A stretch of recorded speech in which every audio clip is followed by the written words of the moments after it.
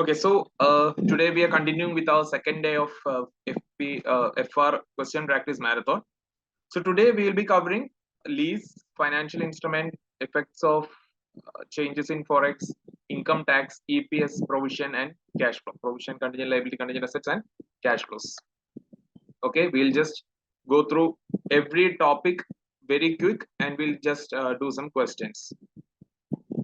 We'll start with lease. I will share this Excel sheets later. After all the classes, I'll share. Okay. Yes. So we'll start with lease. IFRS 16 leases. What is lease? What is lease?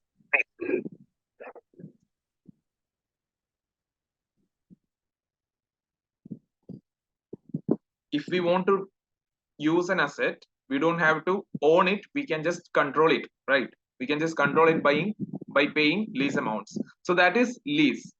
And IFRS 16 suggests that whenever you are commencing a lease, you have to recognize an ROU asset as well as lease liability. ROU asset is right of use asset. So right of use asset as well as lease liability. So right of use asset represents that you have control in that asset, and lease liability represents the lease payments which you have to pay for using that asset. Okay, and there are two exemptions. There are two exception cases where you don't have to book ROU asset or lease liability. That is where lease term is less than 12 months and when the value of asset is very low, and IFRS suggests it as less than $5,000. So if the value of that underlying asset is less than $5,000 and the lease term or the lease term is less than 12 months, how you can account? Just expense of every month. You don't have to book a liability or an asset. Okay. So ROU asset and lease liability. So for all other kind of lease contracts, we have to book an ROU asset. We have to recognize an ROU asset and a lease liability. Now, what is the amount? What is ROU asset? What amount will be recognized as ROU asset?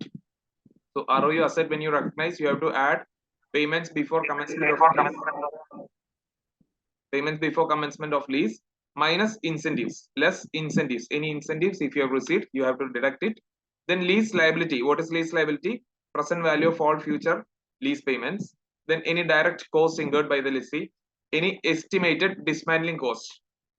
Any estimated dismantling cost at the end of this lease period. If you have any dismantling cost estimated, that also you have to add. Which we have seen similar case with PPE. We have seen dismantling cost getting capitalized to PPE. Similar way, dismantling cost is being capitalized to ROU asset also. And subsequently, what? It is an asset, so we have to charge depreciation. It is an asset, so we have to charge depreciation. Depreciation to be charged over the useful life. Now there are some adjustments relating to depreciation is coming. That if a lessee retains ownership of the asset after lease, if the lessee is having whoever has taken the lease, if he holds the asset even after lease period, if he gets to keep that asset even after the lease period, then useful life of that particular asset can be taken as the useful life for depreciation. Otherwise, if I have to give back that asset after my lease period, what I have to do? My useful life will be lower of lease period or assets useful life. Lower of lease period or assets useful life. You got the logic, right?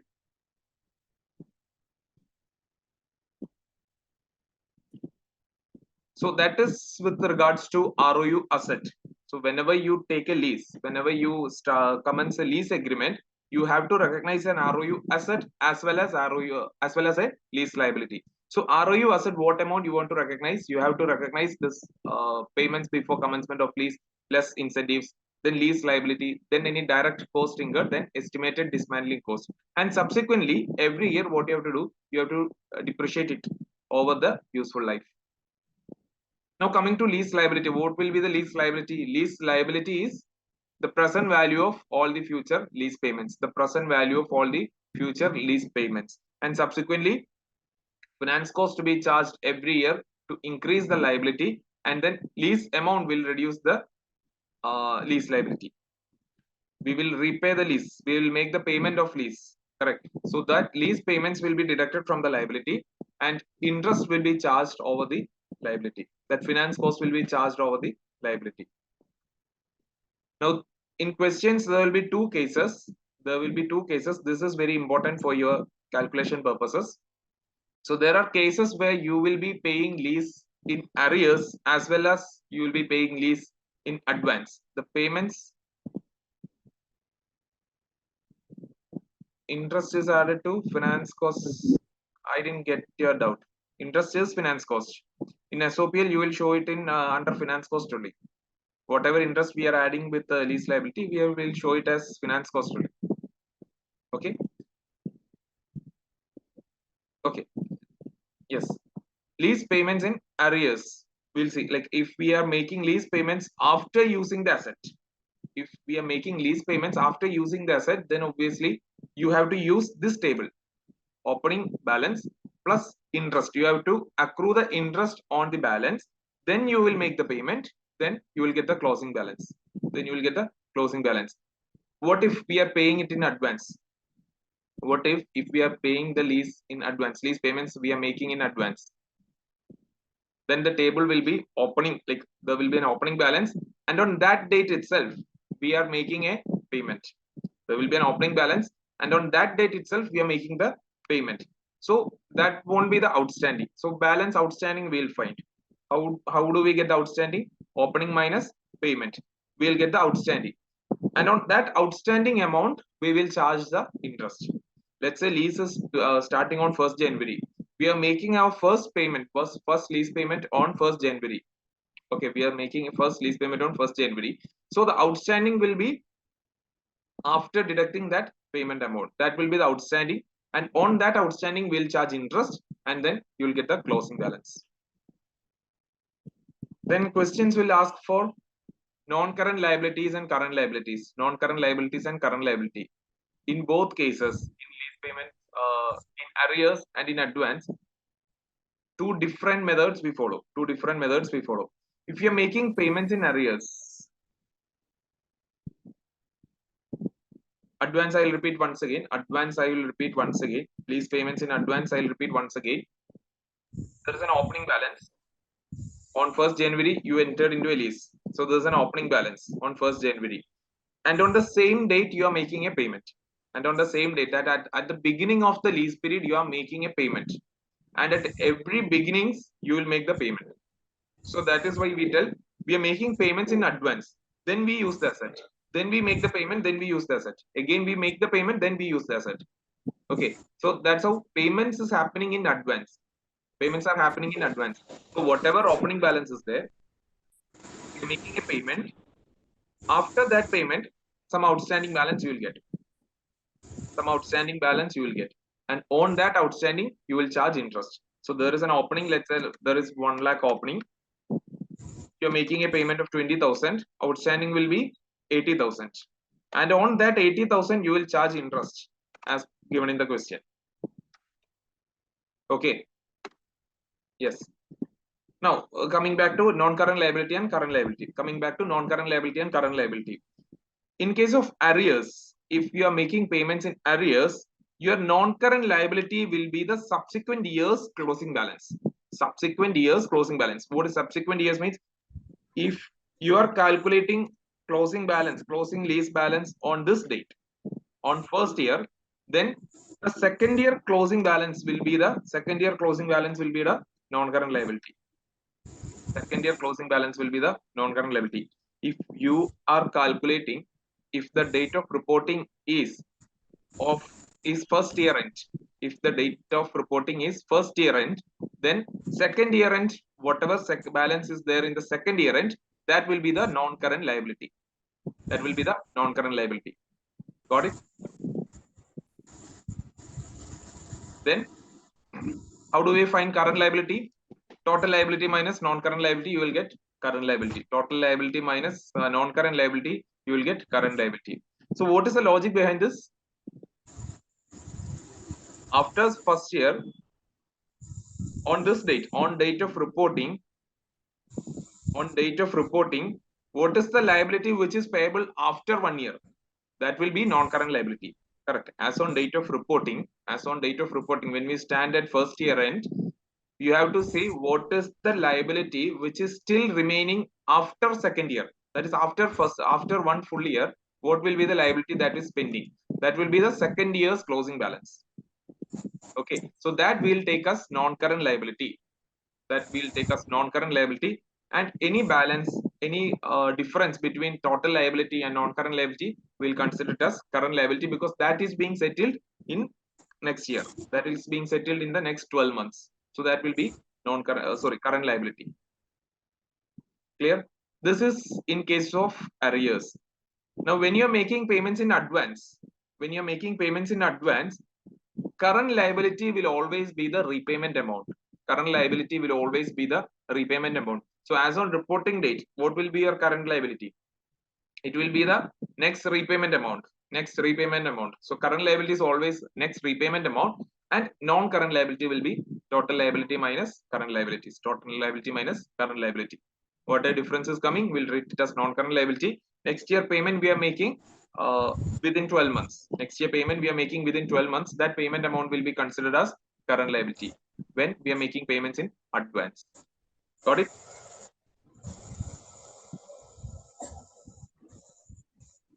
Then comes a sale and lease back. So what is sale and lease back? We have sold an asset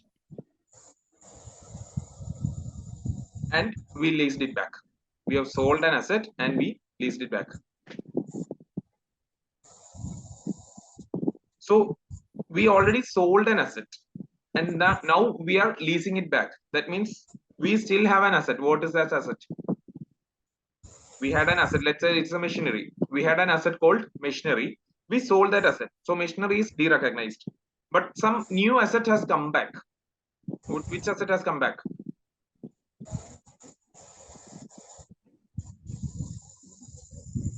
When you are selling and leasing back,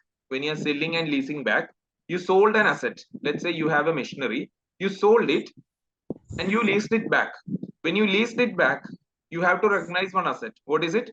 ROU. Correct. ROU asset. So you had some asset in your books. Now you had leased it back. You sold it. Now you leased it back. So there was once a carrying amount of some asset that is gone. And what has come back? Now carrying amount of ROU asset has come to your books. So that means the full profit on disposal you cannot charge. You cannot book. You cannot credit to your P&L the full profit and loss. Profit on disposal. Why? You have not sold everything. We have not sold the full asset, but only ownership. We have only transferred the ownership, but the right to use is with us only. Correct. So when you had the machinery in your books, you had the ownership and you had all the rights to use. But now when you sold it and leased it back, you don't have the ownership. You only have the right to use. Correct. So you still have some part of asset, and you have sold some part of asset. You have sold the ownership part of the asset. So you have to book profit only on the part you have sold. And for that purpose, we have these calculations coming. First calculation is, what is the ROU amount that can be recognized in your books? What is the ROU amount, right of use assets, that can be recognized in the books? ROU equal to carrying amount of the asset into lease liability divided by fair value. Fair value is the selling price that we have received when we sold the item. Okay. Fair value is the selling price we have received when we sold the item. Lease liability is whatever lease agreement you have started, all the present value of future lease payments, you can consider it as lease liability. And carrying amount, what was the carrying amount of the asset which you were carrying? Like in our example, what was the carrying amount of the machinery, and at what amount you were carrying that in your books? That is the carrying amount. So carrying amount into lease liability divided by fair value, that will be the ROU. Okay. So there are two methods to calculate the profit.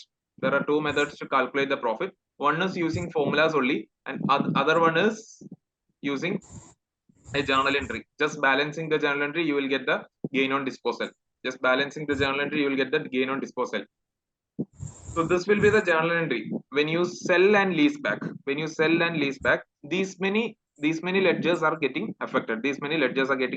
First one is bank. You are getting some amount.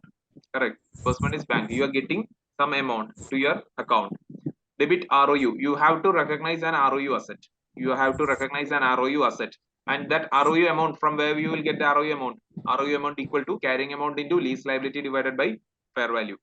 Then credit an asset. Next step, next is crediting an asset. What is this? This is derecognition of the original asset. Derecognition of original asset. Whatever original asset you had, you have to derecognize it. Then credit lease liability. Credit lease liability. Now you have to book a liability also. The same way you have booked an ROU asset, you have to book a liability also. That is lease liability.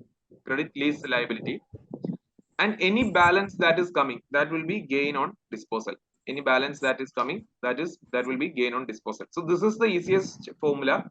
This is the easy method to calculate profit on disposal of sale and leaseback. I suggest you can follow this one rather than the this part. I'll just share this. If you can understand, you can learn. But this will be the easier one. Okay.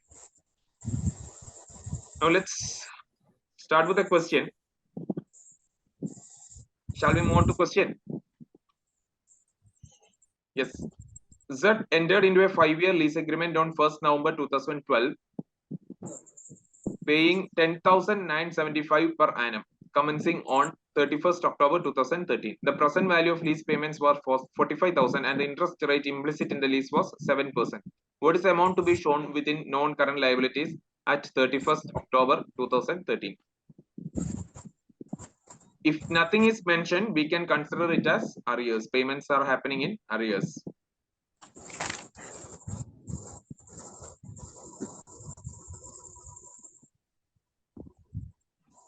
Someone else speaker is on, I think. Mic is on. Can you please?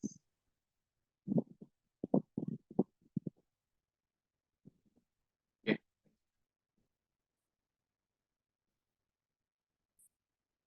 So there's a 5-year contract, 5-year lease agreement. There is a 5-year lease agreement. Just read the question. There's a 5-year lease agreement, and on 1st November 2012, paying agreement started on 1st November 2012, paying 10,975 per annum. You got the present value. Present value was already calculated. Present value is 45,000. Rate implicit in the lease was 7%. How do you get it?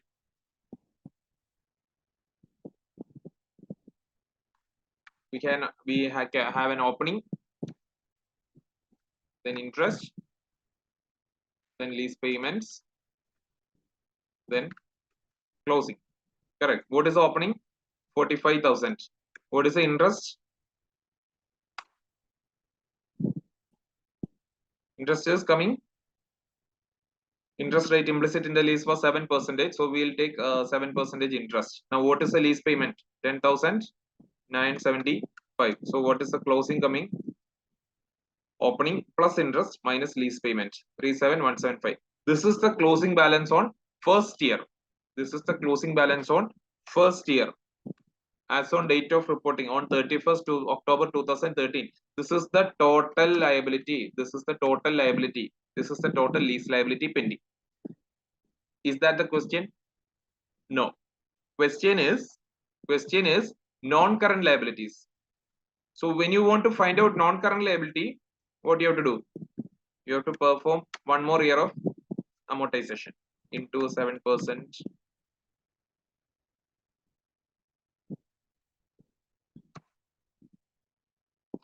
28802.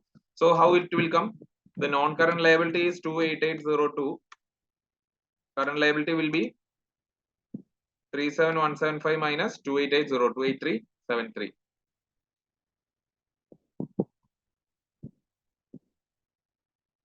By default, most of the lease will be in arrears. If it is not mentioned, if it's in advance or arrears, you can consider it as, you can assume it as arrears only. Don't assume it is advance. By default, you can take an assumption that it is arrears. If it is not mentioned, if it is not explicitly mentioned that it is an advance payment, you can consider it as arrears. Okay, so non-current liability question is, what is the non-current liability? That is 28,802. Okay.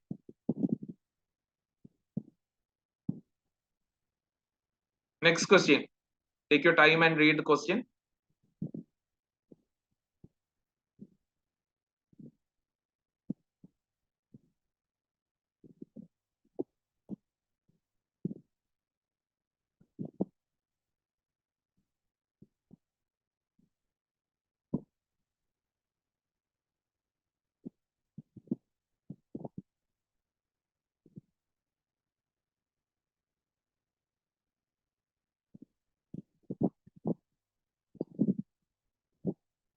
On 1st January 2013, Rabbit acquires a new machine with an estimated useful life of 6 years. Rabbit is acquiring a new machine, useful life is 6 years, under the following agreement. Initial payment of 13,760 will be payable immediately. So that is not a part of lease. That is not a part of lease. That is apart from the lease. You have to make a payment of 13,760. Then 5 annual payments of 20,000 will be due commencing on 1st January 2013. The interest rate implicit in the lease is 8%. The interest rate implicit, so interest is 8%. The present value of lease payments excluding the initial payment, which is that initial payment? That initial payment is 13,760. Okay, so excluding that payment, the present value of all the lease payments is 86,240. 86,240. So what will be recorded in Rabbit's financial statements at 31st December 2014 in respect of the lease liability?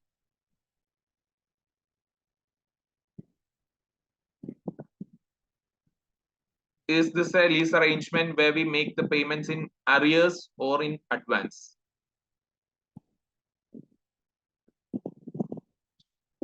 Arrears or advance? Advance, correct. So when we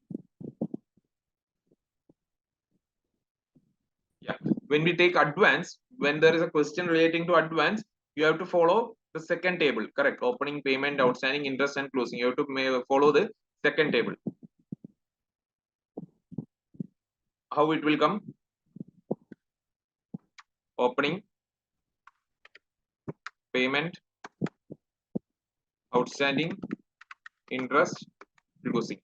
Okay. Opening is how much? How much is opening? 86,240. That is the present value of all the future payments.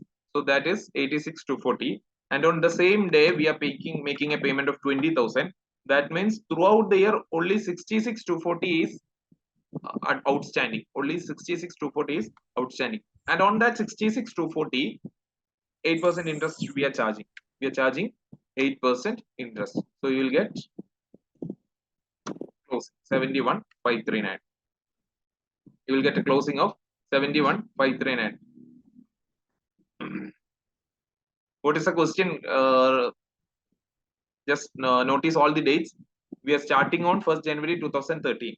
So that means this will be 31st December 2013. Correct. This is on 31st December 2013.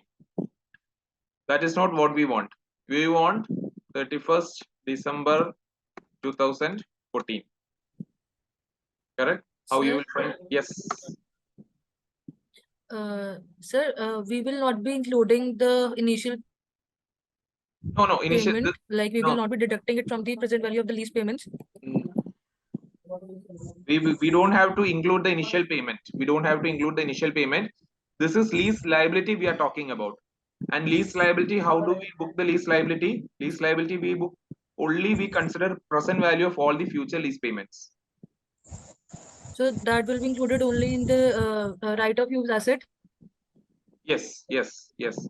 That initial payment, whatever there is 13,760 something, that will be included in right of use asset, but not in lease liability. Lease liability should only include present value of all the future lease payments.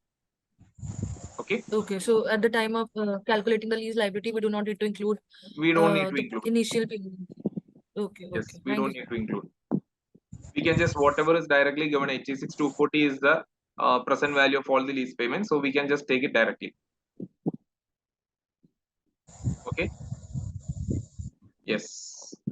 So again, another 20,000 we are making the payment. So balance outstanding is only 51,539. 51,539. Again, interest 8%. What is the balance we are getting? 55,662. 55,662 is the total liability balance. 55,662 is the total liability balance as on the date of reporting, which we are discussing right now. But what is the question? Finance cost we need, non-current liability we need, current liability we need. Options are finance cost, non-current liability, current liability. All these three are there. What is the finance cost charged here? 4123. Got it? The finance cost charged is 4123. This particular year, we have charged finance cost 4123. 4123. Which is the option which has a finance cost of 4123? A. Option A. So option A is the answer.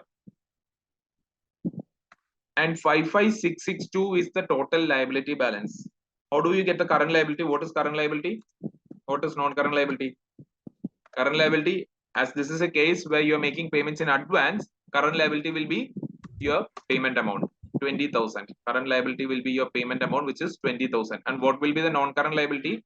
Whatever the total liability balance minus current liability, 35,662. Got it? All the three amounts.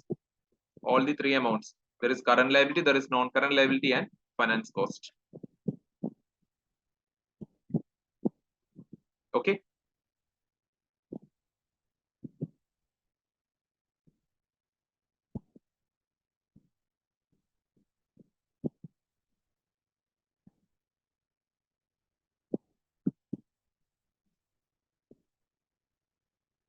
Can we move to the next question? Yes.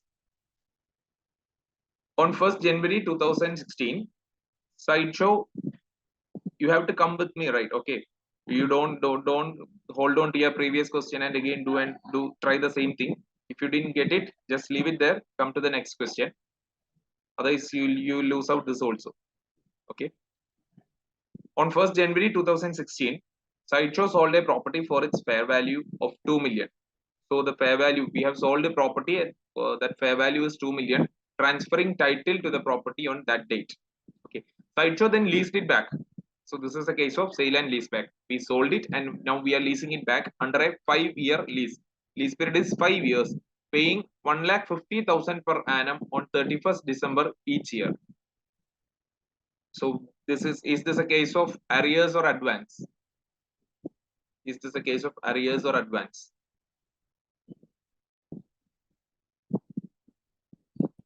Arrears. It's a case of there is no repurchase. Someone has told repurchase. There is no repurchase. This is a case of arrear. On 1st January, we have sold and we leased it back on the same day.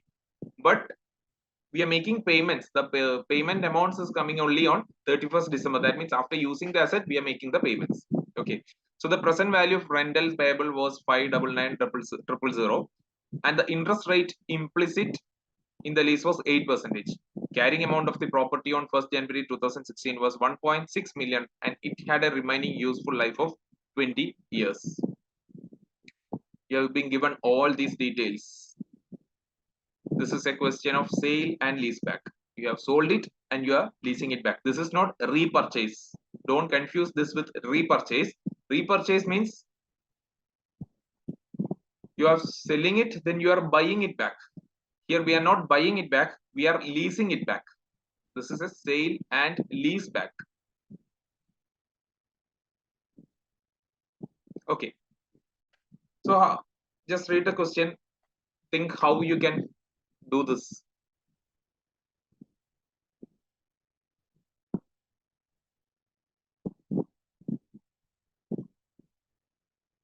What entries would be made in sideshow statement of profit or loss for the year ended 31st December 2016? So question is regarding the statement of profit or loss.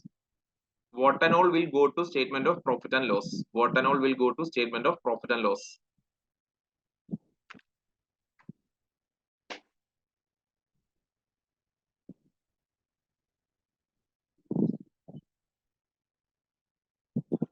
We have been given these details.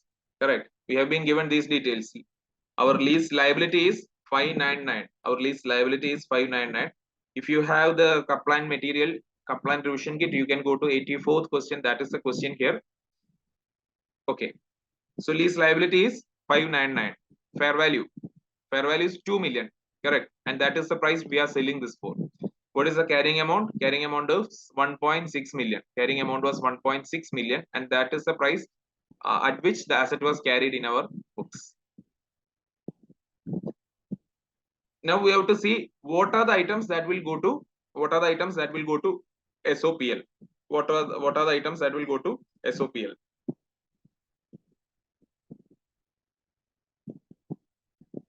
First one, we are booking a lease liability 599. We are booking a lease liability of 599. Correct. We are booking a lease liability of 599. Where it is? Yes, the lease liability. The present value of rental payable was 599,000 and the interest rate is 8%.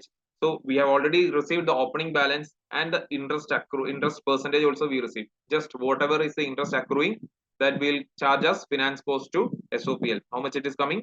47.92. 47,920. 47,920. 599 into 8%.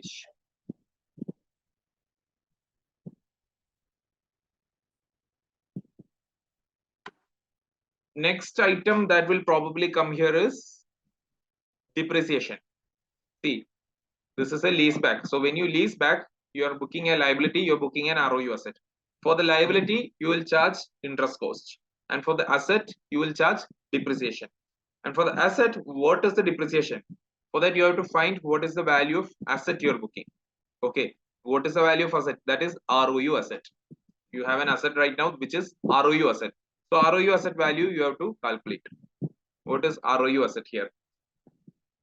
Go to sale and lease back portion.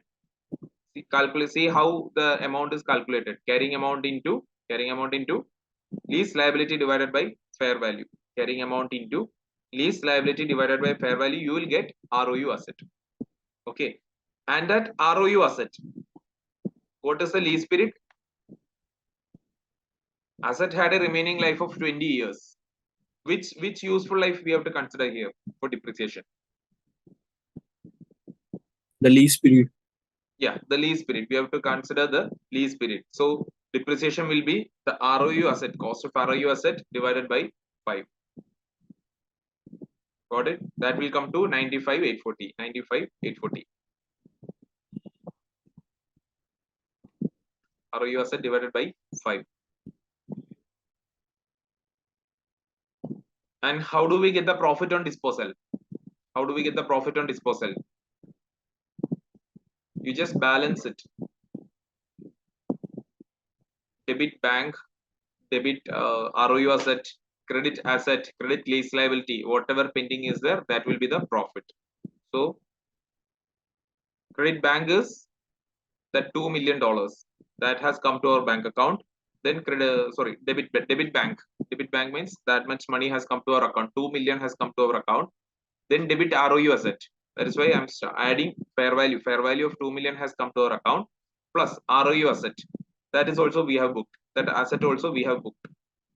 So both cases, asset has increased, we debited both. Bank value, bank money has increased, then ROU asset we have recognized.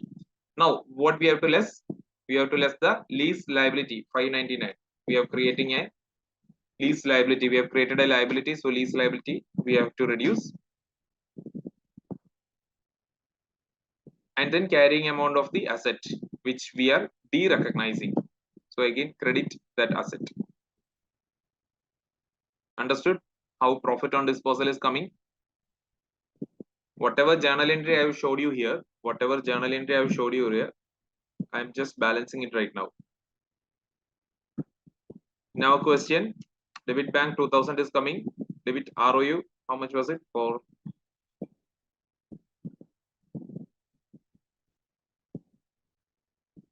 $479.20.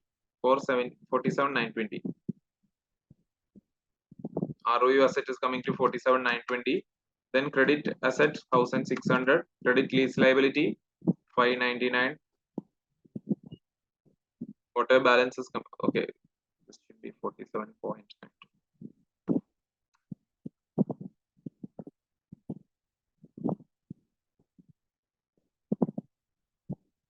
479.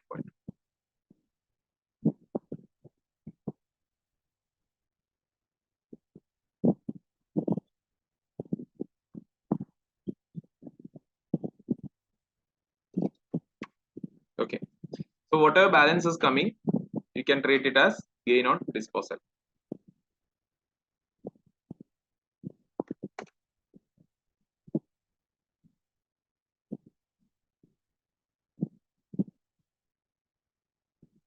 $80.2.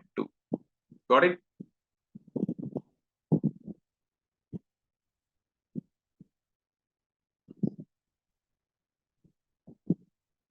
Yes. So profit on disposal is 280,200. Depreciation is 95,840. Finance cost is 47,920.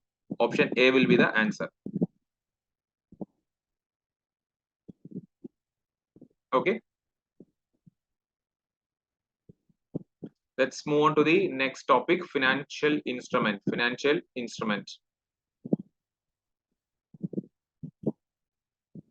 Sir, Yes. can you do question number 87? Can we just It is do it later, because we have topics to cover here, okay. and it's already like I'm already running late now. Can I Sir, ask like the doubt of that question? Then You share it in the WhatsApp group. I'll get it from the coordinator and I'll solve it and give it back to you. Okay. sir, Yes. can you please share the recordings of the classes in the yesterday's class and the today's Yes. class? That will be shared. That will be shared after tomorrow's class. Not tomorrow's. After the first class, there is a class on first also. After that, Okay. all these 3 recordings will be shared together. Okay. Sir, also the Thank you. Excel sheet also. Yes, along with the Excel sheet, you will get it. Okay, good. Thank you, sir. Yes, financial instrument. We can go with financial instrument. We can start with financial instrument. Next topic is financial instrument. Financial instruments, you can have 2 types of financial instruments. You can see 2 types of financial instruments. One is financial assets and another is financial liabilities. One is financial asset and another is financial liabilities. Okay. We'll see financial liabilities first. Examples of financial liabilities are bank loans, trade payables, convertible loan notes, etc. I'm not getting into your teaching parts. I'm not making any definitions here. You know what it is. Okay. So there are 2 methods of accounting financial liabilities: amortized cost method and fair value through P&L method. Amortized cost method and fair value through P&L method. Let's first understand what is fair value through P&L method, FVTPL. So if you have any financial liability you have kept for trading purpose, you're accounting it in fair value through P&L. So fair value through P&L means initial recognition at fair value. Initial recognition, you're doing it at fair value. Transaction cost will be charged directly to SOPL. It won't be added to the liability value. It will be directly charged to SOPL. Subsequently, whenever we restate it to fair value, at every reporting period, we will restate it to fair value, and there will be fair value gain or loss. That fair value gain or loss will be charged to SOPL. Okay, this is the fair value through P&L method. Any liability, so you have to see whether you are keeping a financial asset or liability. If the question is relating to financial liability, then you have to see if you're holding that asset, holding that liability for a trading purpose, for speculative purpose. If then you have to use fair value through P&L method. For all other normal cases, for generally this will be the default case. You have taken a loan, that is a normal liability, that is a normal non-current liability. This is all the general cases. Now initial recognition is equal to fair value minus transaction cost. The initial recognition will be fair value minus transaction cost. In this case, the initial recognition, that means transaction cost is getting adjusted with the liability. It is not being charged to SOPL. It is getting adjusted with the liability here. So you are taking a loan of 5 lakh rupees. You are being charged 5% processing fee. So 25,000 you are paying as processing fee. That means your net liability in your books, you will be booking only 4,75,000. You don't have to book 5 lakh as liability. You are only booking a liability of 4,75,000. Okay. Then subsequently, amortization table is coming. Increase by effective interest rate, reduce coupon payments. Increase by effective interest rate, whatever interest rate is coming, not just a coupon rate. The effective interest rate you have to consider. It is not the coupon rate you have to consider. It is the effective interest rate you have to take for calculating interest. And then reduce. There will be repayment amounts, and that repayment amounts will be based on the coupon. Repayment amounts will be based on the coupon rates. Okay. So that is 2 methods for financial liabilities. Then we are having compound financial instruments. What are compound financial instruments? Compound financial instruments are those instruments which has an equity component as well as a liability component. An example is convertible debt. Convertible debt. That is a debt fund that can be converted into equity. That is a debt that can be converted into equity. So it has some part of equity element in it. It has some part of equity element in it, and it also has a liability part. It also has a liability part. So first we will calculate what is the liability part in it. How do we calculate it? Liability is equal to present value of future cash flows. Liability equal to present value of future cash flows. So we'll take the present value of future cash flows, we'll treat it as a liability, and any balance what is left, fair value minus liability, we'll consider it as equity. Okay. Now, when you calculate present value of future cash flows, for discounting cash flows, you have to use the interest rate of non-convertible instrument. You will be given the interest rate of, you will be given the coupon rate of a non-convertible interest as well. Along with the convertible debenture question, you will be given with an interest rate of non-convertible securities also. So you have to use that particular rate of non-convertible debentures to discount the cash flows. Subsequently, amortized cost method for liability. What is amortized cost method? Your opening balance plus interest minus repayment, you get the closing balance. Okay, the table which we just used for our leases and all the same table, opening balance plus effective interest minus repayment, you will get the closing balance. Subsequently, you will follow that method. Now coming back to financial assets. Financial assets is, someone's mic is on, please check. Okay. Financial assets. Examples are receivables, investments in shares, etc. What kind of financial assets you can have?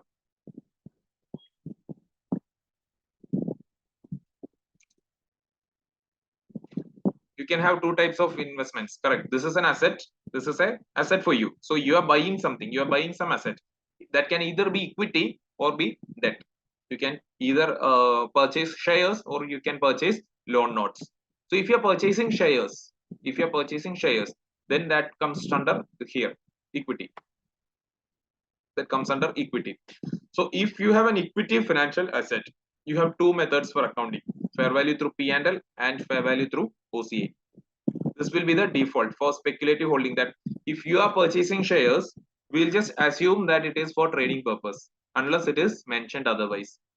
Okay, if you're purchasing shares of a company, unless mentioned otherwise, we'll just consider it as fair value through P&L, that you are just purchasing it for trading purpose. And if they have given clearly that you have to follow the alternative method, or you have to follow FVT OCA, or you are purchasing this for holding the asset, then you have to follow fair value through OCA. Okay. So what difference is coming? Initial recognition at fair value. For FVT PL, for a fair value through P&L, initial recognition is at fair value. Transaction cost will be charged straightly to SOPL. Transaction cost will be charged directly to SOPL. Then subsequently, at every year end, at every reporting period, what we'll do? We'll restate it to fair value. Any fair value gain or loss, we'll transfer to SOPL. And FVT OCI items, initial recognition will be done on fair value plus transaction cost. This is an asset. So you are paying for the transaction cost, you are paying for the asset. So it will be, you have to sum both to get the initial recognition value. Then at every reporting period, you have to restate it to fair value. You'll get fair value gain or loss, charge it to OCA. Okay. So what is OCA? OCA is kept for unrealized things. Correct. Unrealized profit. OCA is kept for unrealized profit. OCA is normally kept for unrealized profit. So here we assume that you have purchased shares of maybe Reliance or Tata. You have purchased shares and you have no intention to sell it. You are not keeping it for speculative holding. You are just keeping it simply. So at such cases, any value increment or decrease is not affecting your distributable money. Any value increase or decrease is not affecting your distributable money. So we will be charging it to fair value through OCA. Okay. Now coming back to debt equity, debt financial assets which are debt. You have given loan to someone. That will be a financial asset which is a debt. Three methods of accounting are there. First is fair value through P&L. Fair value through P&L. That if the financial asset you are keeping, you're not keeping it for interest or principal. You're just keeping it for trading purpose. Okay, you're just holding it for speculation purpose. You're just holding it for trading purpose. Then you account it as fair value through P&L. Now we are talking about debt here. Debt assets, not liability. Debt assets. We are talking about debt assets. That in your books, this is an asset. This asset is a debt asset. Okay, you have an asset in some other company. It is a liability. Okay, yes. So fair value through P&L.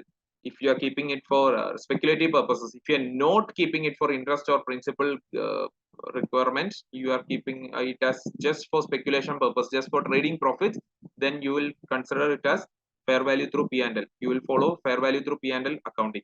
Initial recognition at fair value, transaction goes to SOPL, restate to fair value gain or loss to SOPL. Same. FVTPL accounting is same. Now, fair value through OCI, or maybe we'll discuss amortized cost first. We'll discuss amortized cost first. Amortized cost. If you are holding that asset for interest or principal repayments,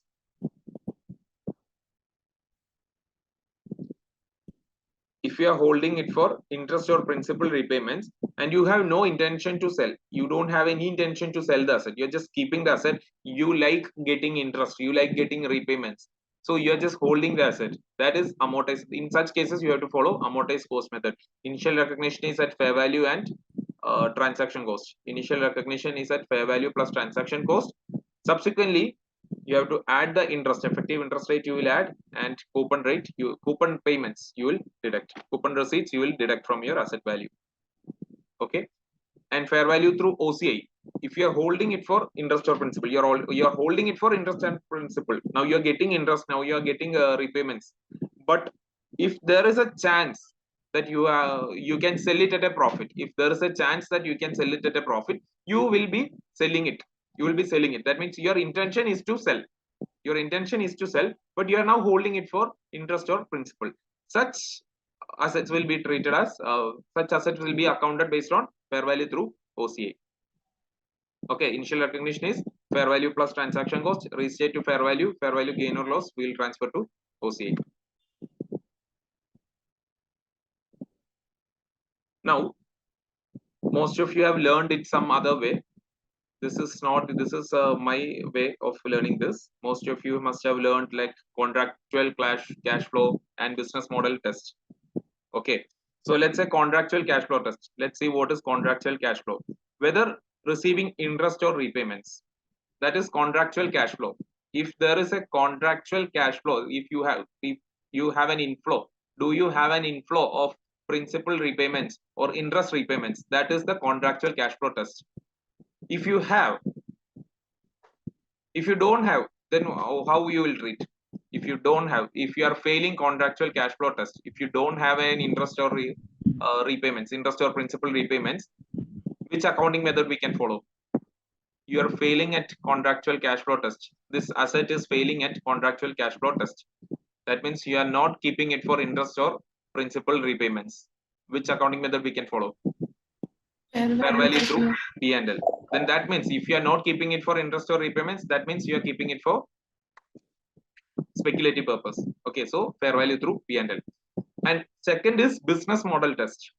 Whether to hold. If you are planning to hold this item, if you are planning to hold this asset, if your intention is to hold this asset, then you are passing business model test. Then as that asset passes business model test. Now tell me, if an asset passes contractual cash flow test as well as business model test, which accounting we can do? Amortized cost. Very good. Amortized cost. Okay, amortized cost method we will follow. If an asset passes both contractual cash flow test as well as business model test, we will follow amortized cost method. If an asset passes contractual cash flow test but does not pass business model test, we'll treat it as FVT OCI. We'll account it as FVT OCI, fair value through or other comprehensive income. Okay.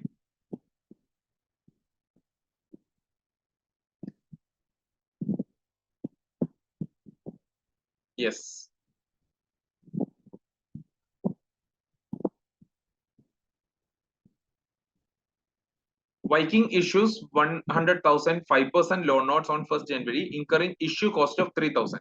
These loan notes are redeemable at a premium, meaning that effective rate of interest is 8% per annum. So for Viking, is this a financial asset or a financial liability? For Viking, is this a financial asset or financial liability? Financial liability. Yeah, for Viking, it is a financial liability. How many methods are there under financial liability?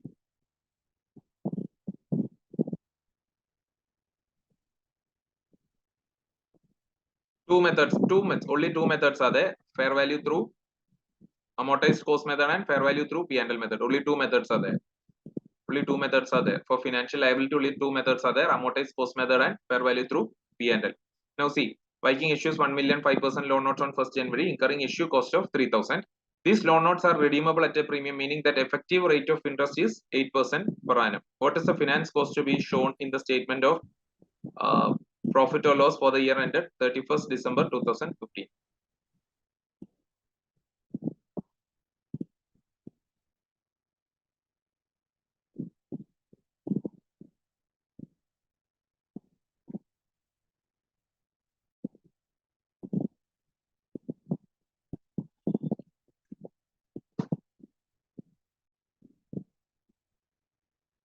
What will be the initial recognition? Which accounting method we should follow?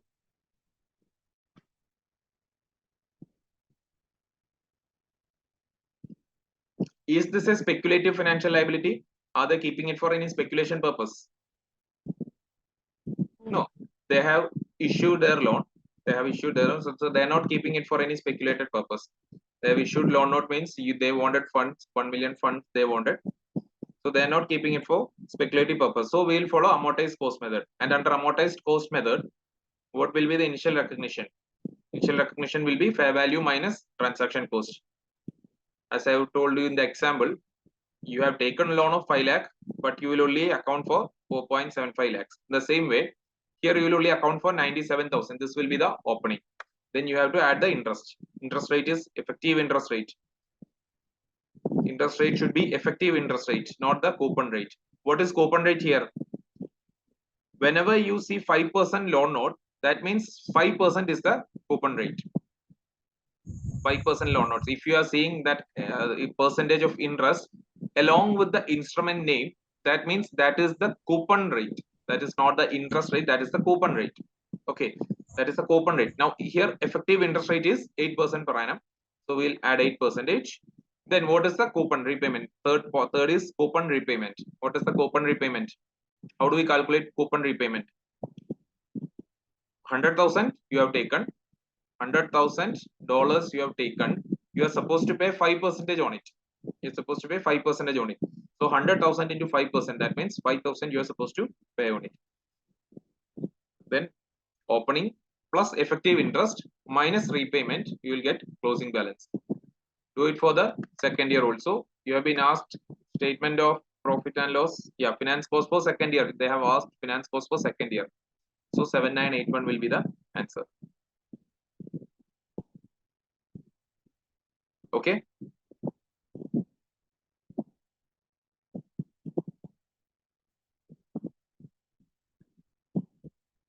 We are moving on to next question.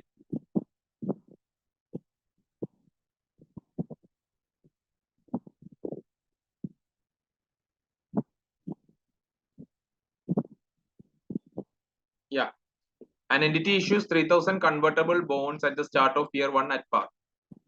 Issuing 3,000. It is a convertible bond. Okay, this is a question relating to convertible bond. Convertible bonds means this will have an equity part as well as a liability part. This will has an equity part as well as liability part. They have a 3-year term and a face value of 1,000 per bond. Interest is payable annually in arrears at 7% per annum. Each bond is convertible at any time up to maturity into 250 common shares. When the bonds are issued, the prevailing market interest rate of similar debt without conversion. So non-convertible debt instrument has the rate of 9%. You have been given the relevant discount factors. Which discount factor we have to consider? Which discount factor we have to consider? How can we approach this question? How do we approach this question? 9%. Yeah, we have to consider 9%. We have to consider 9%. We have to consider the interest rate of non-convertible debt instrument. Okay, how do we approach this question? Where do we start? We need to find out the liability value. Correct. We need to find out the liability value and equity value. So for finding liability value, we need to find the cash flows. Correct. For finding liability, question is what is debt and equity elements. So to calculate debt element, you need cash flows. Because what is the debt element? Debt element is the present value of future cash flows, future cash outflows. And what is the future cash outflows? How is it coming?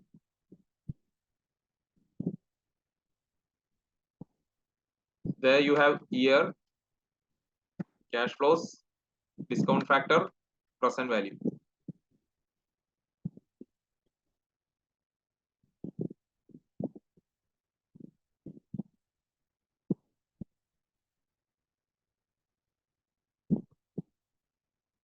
Okay, so first year, how did you get this 210?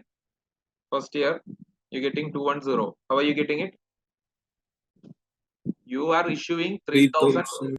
Yeah, 3,000 convertible bonds, which has an annual payable interest of 7%. You're supposed to pay 7% interest on it. So your cash outflow for first year will be 210. On all the 3,000 convertible bonds, you are supposed to pay 7%. Okay, so your outflow will be 210. All these amounts are in thousands. All these amounts are in thousands. So you're supposed to pay 210 in the first year, 210 in the second year, and the third year.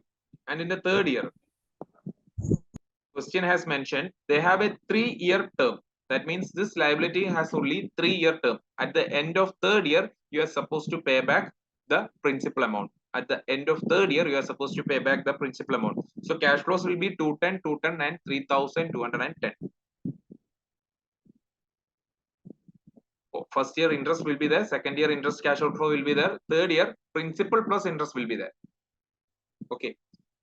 The discounting factors will consider 9%. Discounting factor at 9%. We'll consider discounting factor at 9%.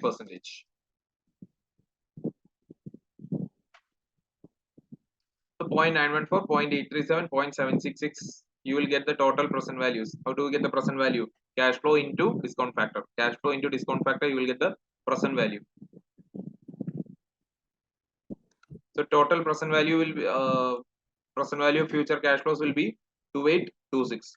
This is the liability part. What will be the equity part? Fair value minus liability. What is the fair value? 3,000. 3,000 is the total fair value. Out of this 3,000, we have calculated liability part 2826. How did we get 2826? We took the present value of all the future cash flows. Present value of all the future cash flows we have considered, and we got 2826. So that we'll consider as liability. Balance, the rest we'll consider as equity part.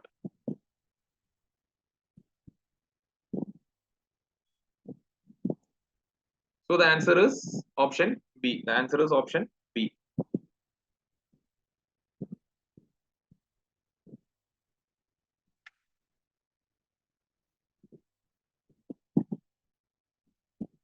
We'll move on to next topic right now, and if there is any time left, we'll come back to the next question 93.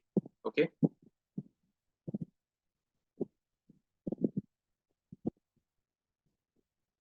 Are you thorough with this question? 89th question. Did you get? Yes. Okay.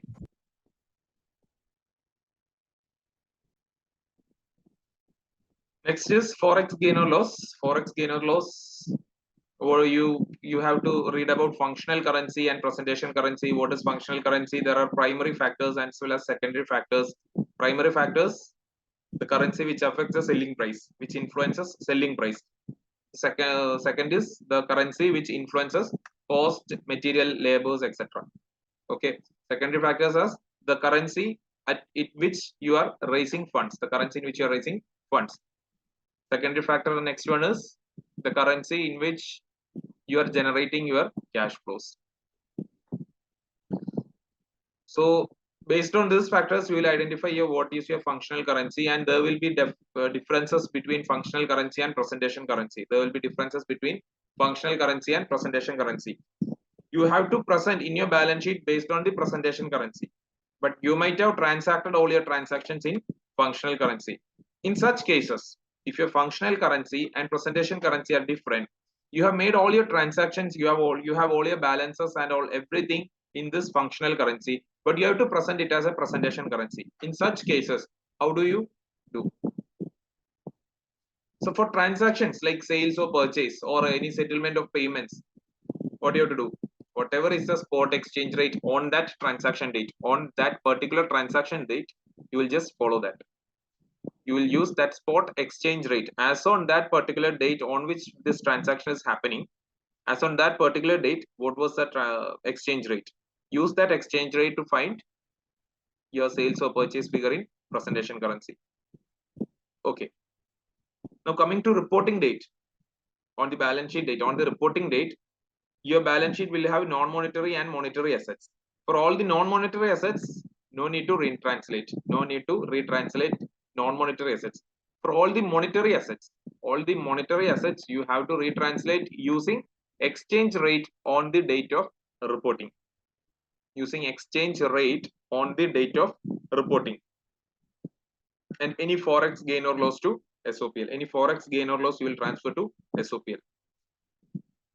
Let's say on 1st April, the year begins from April and ends in March. And on 1st April, you have sold some goods. Trade receivables were generated. There was a trade receivables of $1,000. And now, after 3 months, you are making a settlement of $1,000. In that period, there was changes in forex.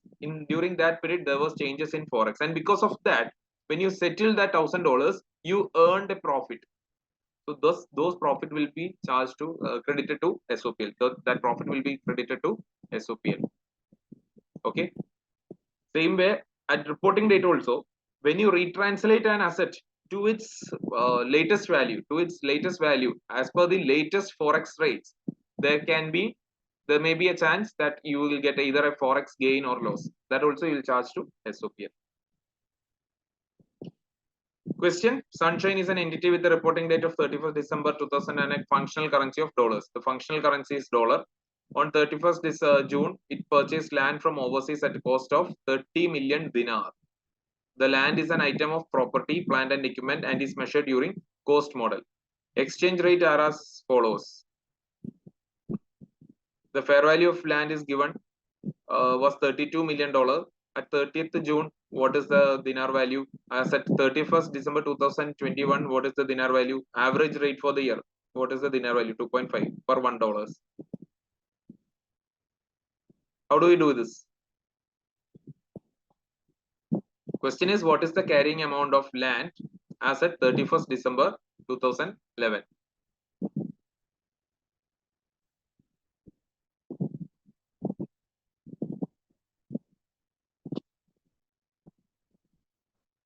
Yes, whenever you have made the transaction, there is a transaction on 30th June. There is a transaction on 30th June 2011.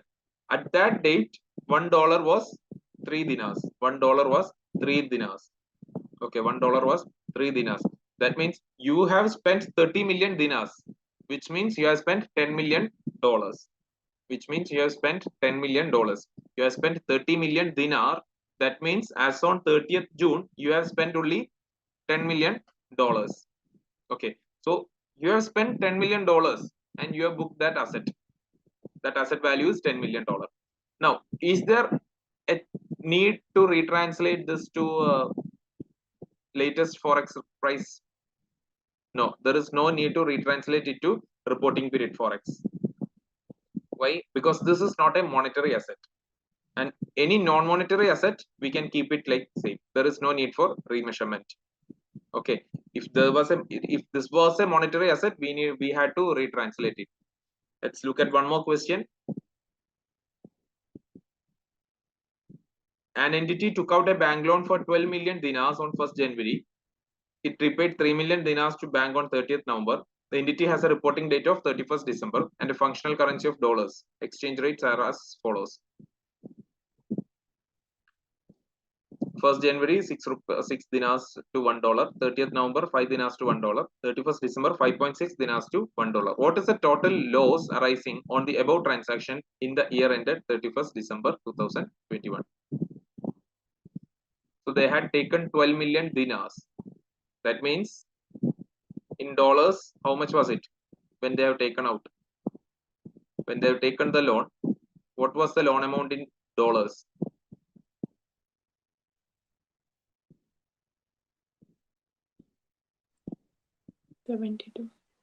2,000. Correct. 2 million.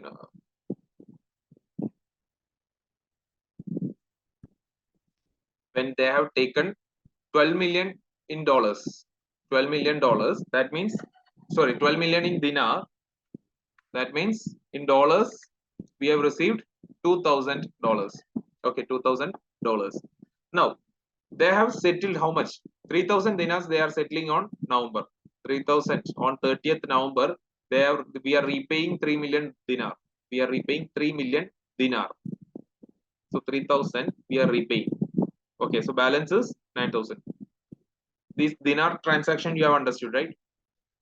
12,000 we have taken, 3,000 we repaid, balance is 9,000. Now when coming to dollars, we have taken 2,000. We have taken 2,000. How much are we repaying now? We are settling 1/4. Correct. We have to pay 600. We are paying 600, but initially it was just 500. Are you getting me? Initially, that means 12,000 was there. We are paying 3,000. That means we are settling 1/4 of the loan. We are settling 1/4 of the loan. The same way, dollars we have taken 2,000. We are settling 1/4 means we are settling $500. We are settling $5 million. We are settling not 5 million, $500,000. We are settling $500,000 by paying 600,000. We are settling the loan liability of $500,000 by paying $600,000. Okay, our payment was 3,000 dinars. Our payment was 3,000 dinars, and as on the exchange rate, that means we have incurred a payment amount of 600,000. Okay, but we have only settled a 500,000 worth of loan now. We haven't settled 600,000 worth of loan. We have only settled 500,000 worth of loan now. That means we have incurred a loss of 100,000 there. We have incurred a loss of 100,000 there. Okay. What is the remaining? 1,500 worth of loan is remaining. 1,500 worth of loan is remaining. But now our liability is showing when we retranslate it to our latest forex rates. When we retranslate it to the latest forex rate, this 9,000 dinars means 1,607. 1,607. That means additional one more loss is coming. Our liability has increased. Our liability has increased. So we have to book another loss of 107. So the full year, the total loss will be 207. So whenever we are making a settlement, we have to see what was the amount we were carrying it on and what is the amount we are settling right now. So we were carrying it on 500 and we are settling 600 now. Okay, so there we made a loss of forex loss of 100. Same way, we had a liability of 1,500 remaining, but now at the closing date, when we retranslated this 9,000 dinars to our dollars, it became 1,607. 1,607. That means our liability has just increased 107, just because the forex rates have changed. So there is an additional loss of 107. So the total loss we are booking is 207.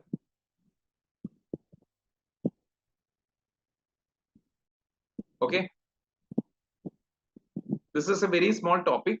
We'll just go to the next one. Income tax.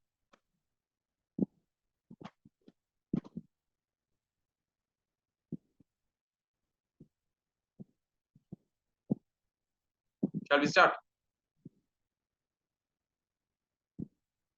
Okay.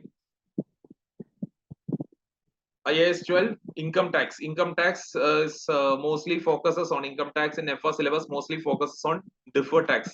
Deferred tax asset or deferred tax liability. What is deferred tax? So deferred tax, how you will get deferred tax? What is deferred tax? You just learned this thing, you have just learned this thing that carrying amount minus tax base is equal to carrying amount minus tax base. Yes, carrying amount minus tax base is temporary difference. And if temporary difference is positive, that is taxable temporary difference. Or if temporary difference is negative, then it is deductible temporary difference. Taxable temporary difference into tax percentage, you will get deferred tax liability. If it's deductible temporary difference, multiply with tax percentage, you will get deferred tax asset. So at every balance sheet date, you will compare your carrying value with tax base. What is tax base? Tax base is the asset base that is yet to be claimed. Asset base that is yet to be claimed for tax deduction purpose. Okay, carrying amount is carrying amount which is as per company books. Carrying amount, at what amount you are carrying it in your books. Okay, any increase or decrease, there will be an opening deferred tax, there will be a closing deferred tax. How will you find the closing deferred tax? You will compare your carrying amount and tax base. You compare your carrying amount and tax base, you will get temporary taxable, you will get temporary difference. You will get temporary difference, and based in that temporary difference, if it's positive or negative, multiply with tax percentage, you will get deferred tax liability or deferred tax asset. You will get deferred tax liability or deferred tax asset. Okay, this way you will find the closing deferred tax. This way you will get the closing deferred tax. Then you compare it with the opening deferred tax. What was the opening deferred tax? What was it? Was it a deferred tax liability? Was it a deferred tax asset? You compare it with the opening. Any increase or decrease? See, if there is any increase in deferred tax liability, that will be an expense to SOPL. So any increase or decrease will be charged or credited to SOPL. Any increase or decrease in deferred tax will be charged to SOPL, statement of profit and loss. Okay. Now total SOPL. When you take an SOPL, what are the items that can go to SOPL in relation to tax? So current year estimate. Let's say current year profit is this much and you have to pay 30% tax. So current year tax estimate you are charging it to SOPL. Okay, last year's under or over provision. Last year's we have made already a provision for last year, but we might have paid over and above that provision, or we might have paid lesser than that provision. So there will be balance in provision or there will be deficit in the provision. So based on that, if it's under or over provision, that adjustments will come. Then any increase or decrease in deferred tax will come. Any increase or decrease in deferred tax will come. All these three will get charged to SOPL. And in SOFP, there will be current year tax provision. Current year tax provision will be there. Then closing DTA or DTL will be there. DTA or DTL will be there.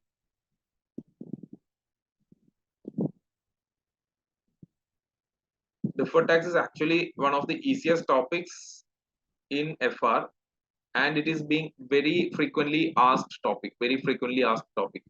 Either as a consolidation adjustment or as a MCQ, it is regularly tested topic.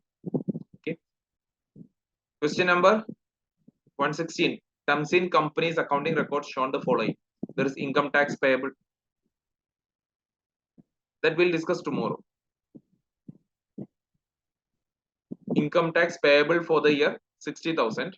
Over provision in relation to previous year 4,500. Opening provision for deferred tax 2,600. Closing provision for deferred tax is 3,200. What is the income tax expense that will be shown in the statement of profit and loss? What all will be shown? Income tax payable for the year, you have to consider. Over provision, should we add or deduct? We have to reduce. Over provision, we have to reduce. Then there is change in, there is an increase. Yes, increase. There is an increase in deferred tax. Liability. It's a provision, so it's a credit balance. It's a provision, so it's a credit balance. That means it's a deferred tax liability. There is an increase in deferred tax liability. 600 increase in deferred tax liability. So that we'll add to our expense. So in total, 56,100 will come. Option D will come.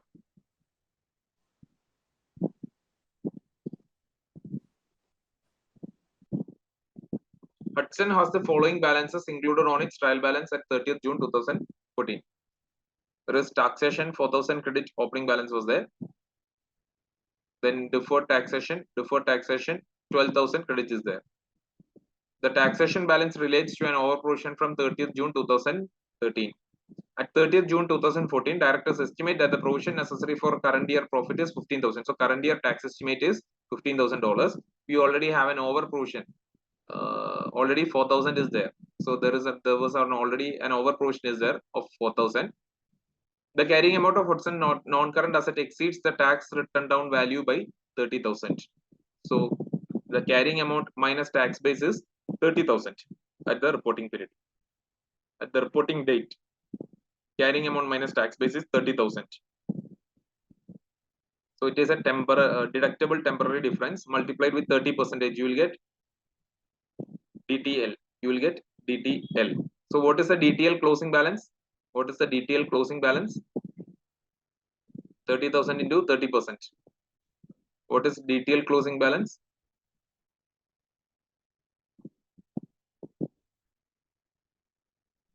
30,000 into 30%.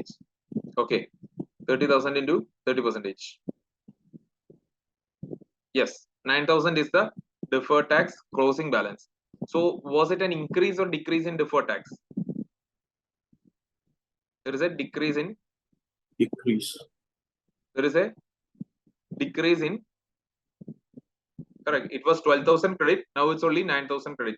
So there is a decrease in. There is a decrease. Okay, decrease of 3,000. 3,000 decrease is there. Okay.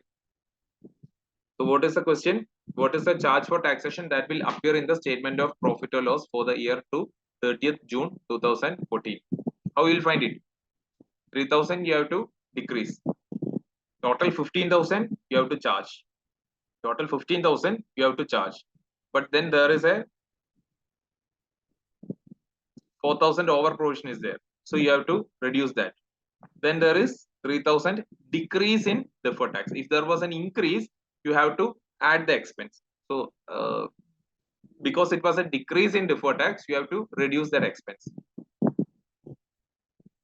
We are doing three adjustments here. Current year estimate is 15,000. Over provision adjustment is minus 4,000 because it was over provision. We are subtracting that 4,000. Then decrease in deferred tax, that is 3,000. So total figure that will go to P&L is 8,000.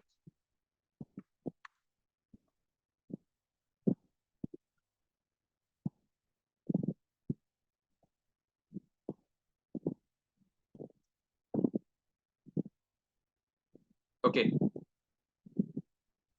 Let's move on to EPS, earnings per share. Let's move on to earning per share. Earnings per share. What is earnings per share? Earnings per share. EPS.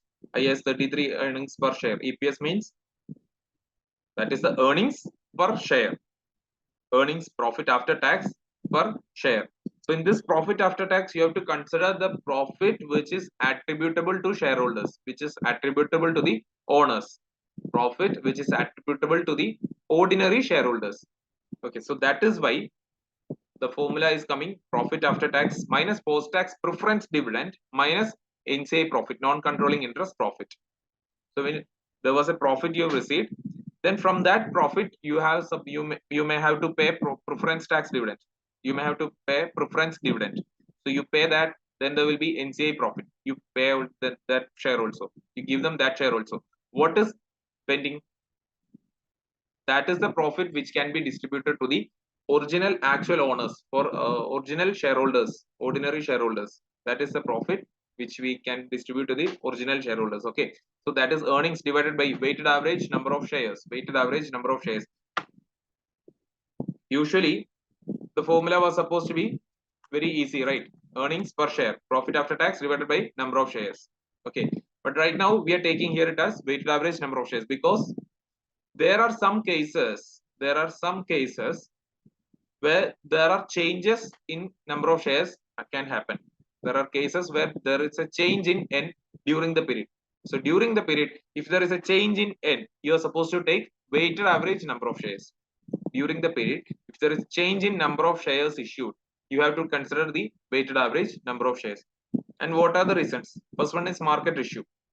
When there is a market issue, you just time a portion. To calculate the new N, what you have to do? To calculate the new N, whatever was the number of shares outstanding before issue into period before issue by 12. Let's say you are issuing a new market issue. You are issuing shares, new equity shares on the 3rd month or on the 4th month, beginning of the 4th month. Then N into 3 by 12 you have to take, and N after issue into 9 by 12 you have to take. Just time a portion and you will get the weighted average number of shares. And if this is bonus issue, you just assume that the bonus issue has happened on the first day of the reporting date. Bonus issue has happened on the first day of reporting. There is a logic behind that there is no actual change in capital when you are issuing a bonus. So that is why we consider that this capital, this issue, this shares has been in issue from the first day itself. Okay. But when you do a bonus issue, you might have to restate the previous year bonus, previous year EPS 2. You might have to restate the previous year EPS 2. So to calculate previous year restated EPS, to calculate the restated EPS of previous year, you have to calculate bonus factor. So bonus factor is shares after issue divided by shares before issue. Let's say a company had 10 shares, and now company is announcing one bonus share for every 10 shares. Okay, one bonus share for every 10 shares, 1 for 10. Bonus issue of 1 for 10. That means after issue there will be 10. After issue there will be 11, and before issue it was 10. So bonus, okay.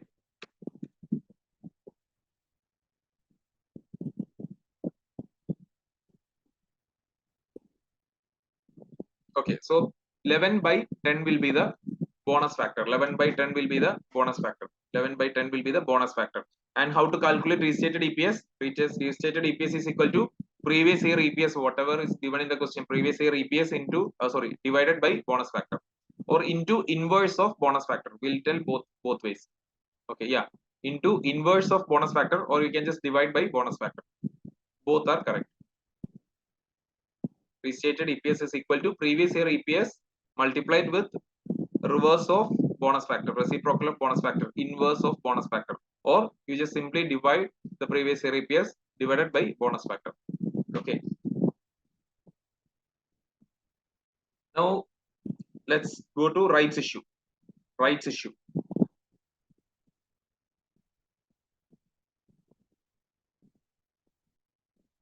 Right issue also. Right issue will change the capital, so we can't assume that it is from the beginning. So time apportionment is here.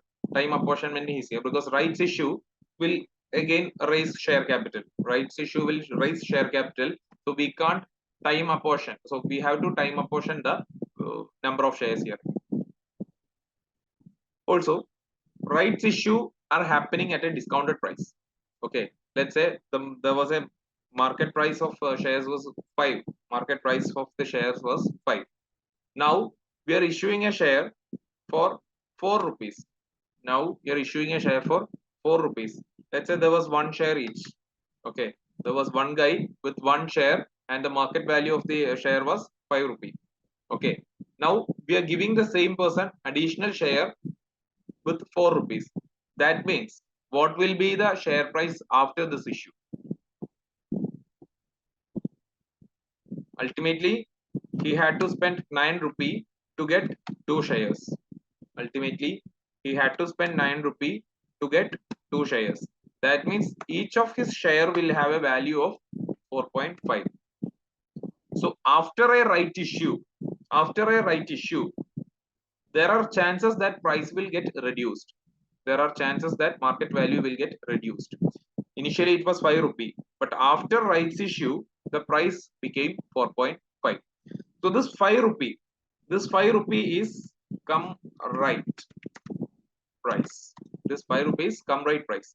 And this 4.5 is X right price or theoretical X right price. TERP, you might have heard. So this 5 rupees come right price, X right price is 4.5. Okay. And rights factor here is come right price divided by X right price. Come right price divided by X right price. Then next you have to do is rights factor. What purpose you need rights factor? To restate the previous year EPS. If there is a previous year EPS, you can restate it using previous year EPS divided by rights factor. You will get the restated EPS. Previous year EPS divided by rights factor. You will get the restated EPS for current year. Restated EPS of previous year. Okay. And for calculating current year EPS, for calculation of current year EPS, you have to consider the number of shares outstanding. Number of shares outstanding. N is equal to N before right issue into period before issue divided by 12 into rights factor. So whatever shares was outstanding before the issue, you have to multiply it with rights factor. All these formulas you can maybe by heart. Then N after issue into period after issue divided by 12, that you will get another number. Totally, that will be the weighted average N. This is the weighted average N. This will be your denominator. Your numerator is earnings per share, profit after share. Okay. Yeah. Let's do this question. Garfish had profits after tax of 3 million in the year ended 31st December 2017. On 1st January 2017, Garfish had 2.4 million ordinary shares in issue. On 1st April 2017, Garfish made a 1-for-2 rights issue. 1-for-2 rights issue means whoever had 2 shares in the beginning will get additionally 1 more share. So ultimately, he'll be having 3 shares. Ultimately, he'll be having 3 shares. And on 1st April 2017, Garfish made 1-for-2 rights issue at a price of 1.4. See, it's already a discounted price when the market price of Garfish shares was 2. So when the market price was 2, the rights were issued for $1.4. Okay, the market price was 2, the rights was issued for $1.4. What is the basic EPS? We have been asked about the basic EPS. See, how can we calculate basic EPS? Previously, we had 2.4 million ordinary shares. Okay, before the issue, see, before the issue, there was 2.4 million ordinary shares. Okay, before the issue, there were 2.4 million ordinary shares. And each share had a market price of 2 rupee.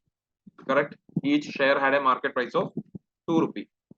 Each share had a market price of 2 rupee.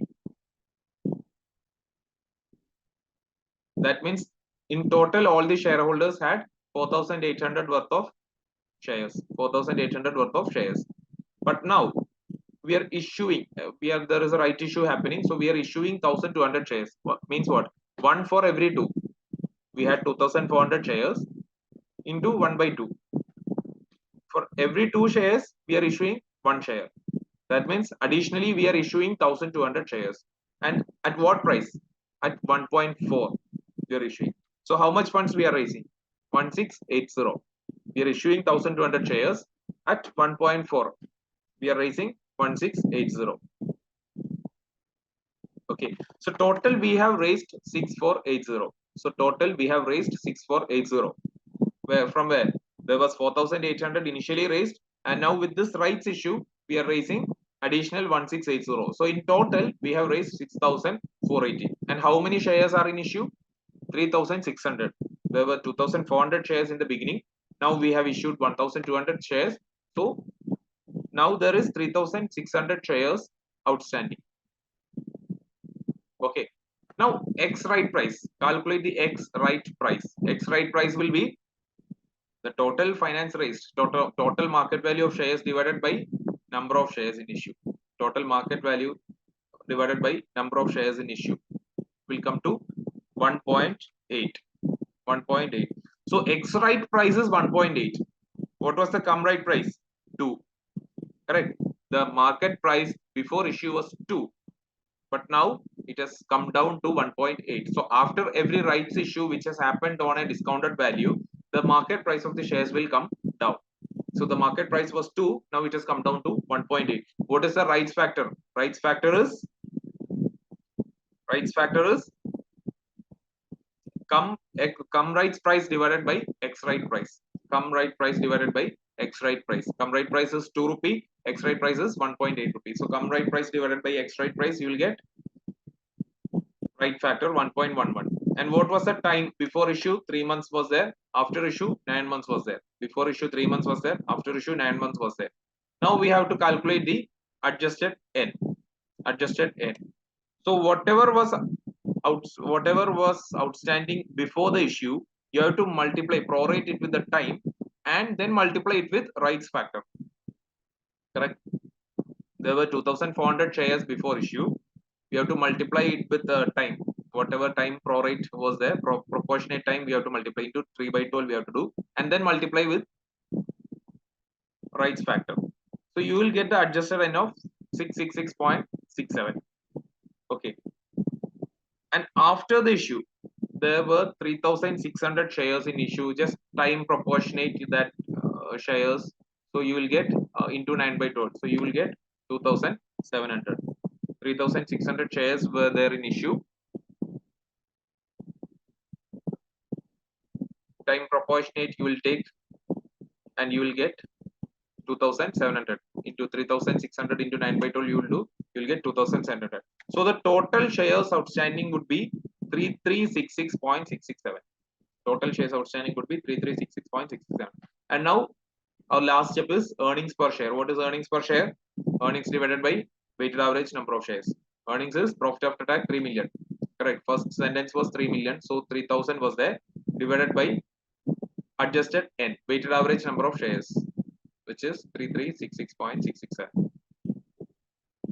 89.1 cent.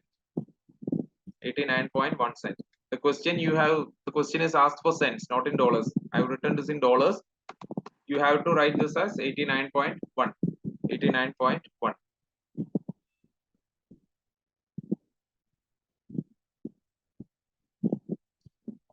This is another question. During there, MAC made a 143 right issue at 1.60 when the market price was 2.20. So the come rights price is 2.20. The rights issue was made at 1.6. For every 3 shares, we are issuing additional 1 share. So see here, there were 3 shares at the beginning. We are issuing additionally 1 share, and we'll get total 4 shares after the issue. Okay. Initially, before the issue, share price was 2.2. Okay. And the rights, we are issuing the rights at 1.6. So with total 8.2 rupees, with total and 8.2 rupees, there are 4 shares outstanding. So you will get 2.05 as theoretical X right price. So come price is 2.2, X price is 2.05. Rights factor would be 1.07. How? Come price divided by X price. Come price divided by 2.2 divided by 2.05. You will get rights factor at 1.07. So the restated EPS would be last year EPS divided by rights factor. Last year EPS divided by rights factor. Last year EPS was 81 cent divided by rights factor 1.07. You will get 75.47. Okay. 75.5, you can round it off to single digit, 1 decimal. You can round it off. So 75.5 you will get.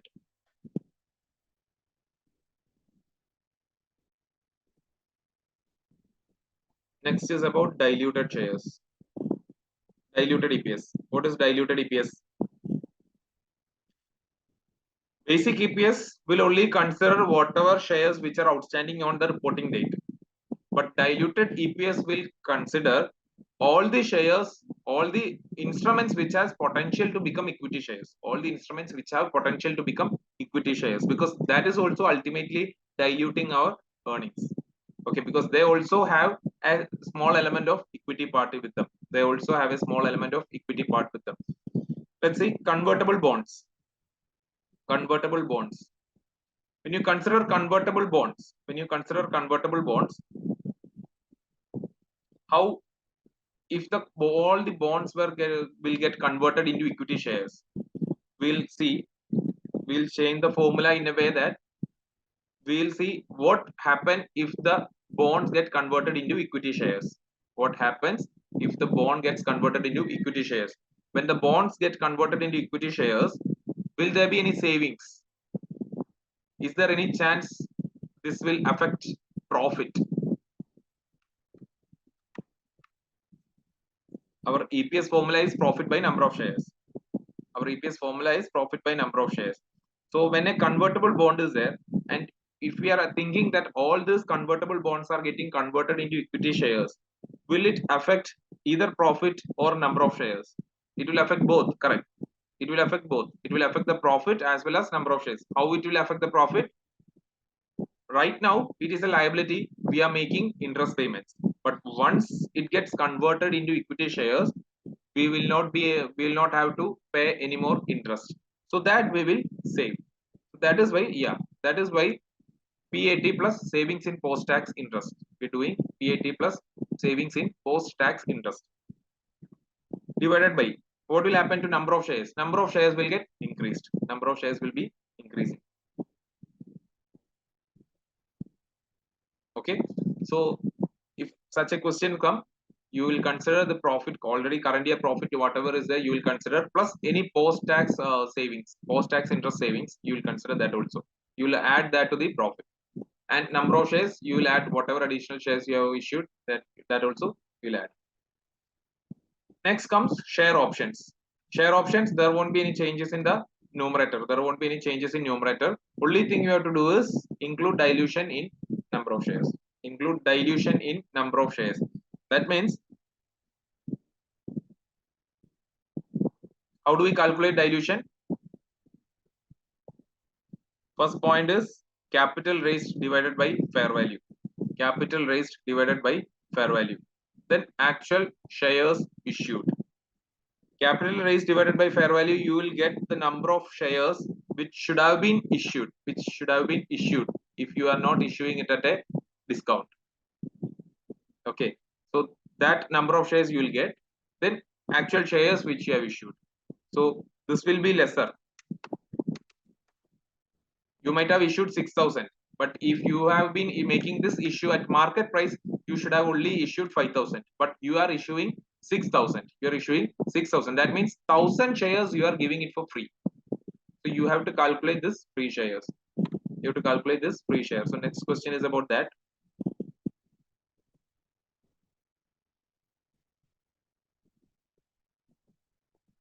Yeah. ISCO's financial statements. ISCO's financial statements show a profit for the year to 31st December 2015 of 2 million. So there is a profit of 2 million. And on 1st January, ISCO had 4 million shares in issue and made no further issues of shares during the year. So there was no additional issue. Profit is 2 million. Opening outstanding was 4 million shares. There are no additional shares issued. There is no change to N. Okay. At 31st December 2015, there were 1 million outstanding options to buy shares at 3 each. So 1 million outstanding options are there to buy shares at 3 each. And at that date, the market value was 5. So how do we get the free part of shares? How do we calculate the free part of shares? How much fund we have raised? There is 1 million outstanding options. Correct. There is 1 million outstanding options. 1 million outstanding options are there. And 1 million outstanding options are there. That means 3,000. 1 million outstanding options are there. 1 million outstanding options are there. So that means you can raise total of 3,000. But what if these shares have been issued at the market price?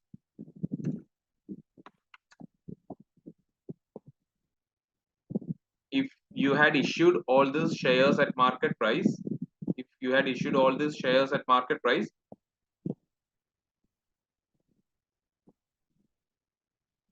would have only issued 600 shares. But right now, how much shares you have issued? You have issued 1000 shares. Correct. You have totally raised 3000.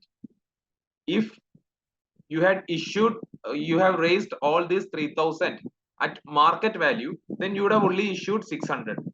Okay, so 400 is the free part. So 400 is the free part. So your EPS will be profit after tax divided by outstanding shares plus free part of shares. Outstanding shares plus free part of shares. That free part is the dilution. That free part is the dilution. Okay, so 45.5 option C is the answer. Let's move on to provision.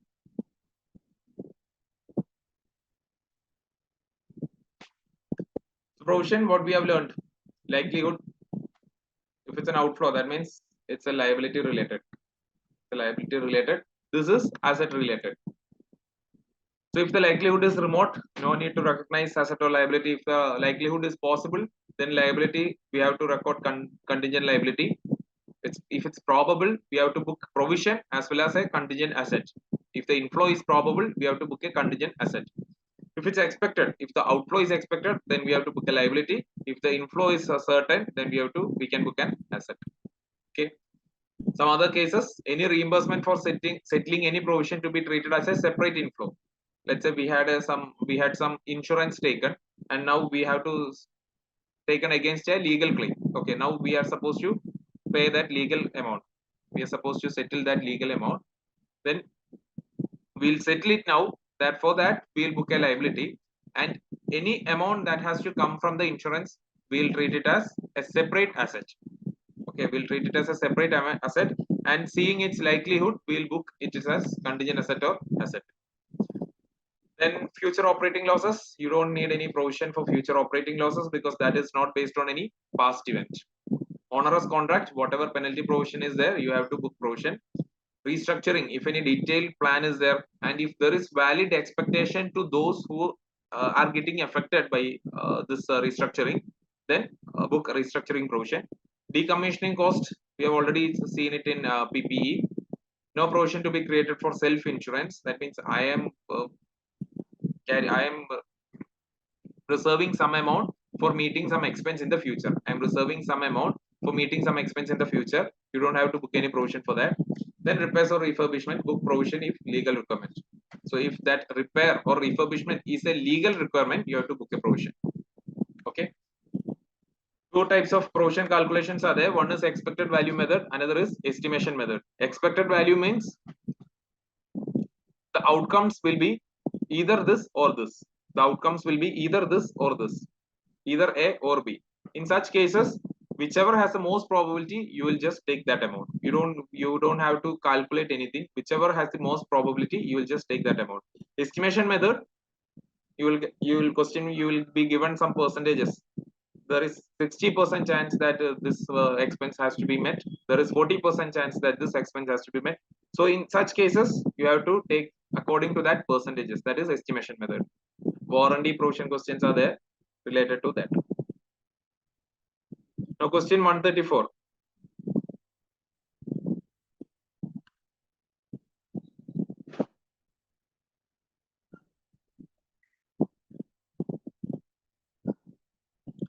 Other cases, any reimbursement for, just I'm explaining this first point once again. Any reimbursement for settling any provision to be treated as a separate inflow. Let's say there is a legal claim happening. There is a legal claim happening, and you are supposed to pay 1,000. If you lose, you are supposed to pay 1,000. You have taken an insurance against this claim.